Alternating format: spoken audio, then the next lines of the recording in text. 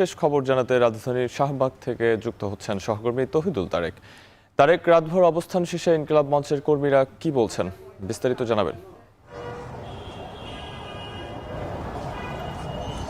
শাহাব, আপনি যদি জেনে থাকেন যে গত রাতে শীতের যে তাপমাত্রা ছিল সেটি 10 থেকে 12 ডিগ্রি সেলসিয়াস। এই কনকনে শীতের মাঝেও কিন্তু ইনকিলাব মঞ্চের যে আন্দোলনকারীরা ছিলেন, যারা শহীদ ওসমান হাদির হত্যাকারীর বিচারের দাবিতে গতকাল জুমার পর থেকেই এখানে অবস্থান করছিলেন এবং পুরো রাতভর এই তীব্র শীত, কনকনে শীত উপেক্ষা করে এখানে অবস্থান করছেন। তারা কিন্তু এখানে এখনও, আপনি যদি দেখেন যে এখানে এখনও তারা শুয়ে আছে। তাদের সারাদিন ব্যাপী যে ক্লান্তি, সে ক্লান্তির ছাপ কিন্তু তাদের রয়ে গেছে। কিন্তু এই তীব্র শীতের মধ্যে তারা এখানে অবস্থান করছে, এখানেই ঘুমিয়েছে এবং আর কিছুক্ষণের মধ্যেই আমরা জানতে পেরেছি যে তারা তাদের যে রুটিন আন্দোলন সেটাই আবার শুরু করবেন কিছুক্ষণের মধ্যে।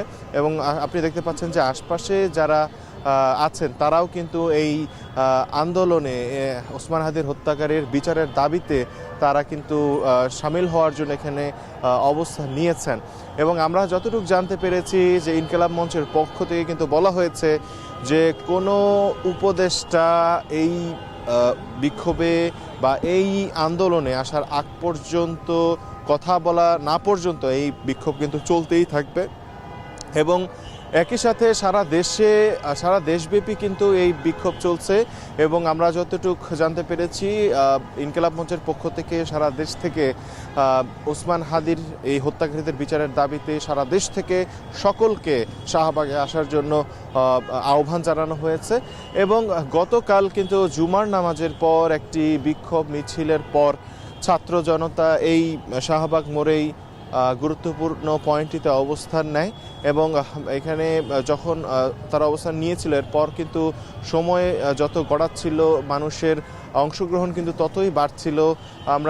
আমরা দেখেছি শিশু থেকে যারা বয়োজ্যেষ্ঠ রয়েছেন, পুরুষ নারী সকলেই কিন্তু এই যে একটি দাবি যে শহীদ ওসমান হাদির হত্যাকারীর বিচার দ্রুত করার, এই এক দফা দাবিতে কিন্তু তারা সকলেই এখানে অবস্থান নিয়েছেন, একসঙ্গে সবাই কণ্ঠ তুলেছেন।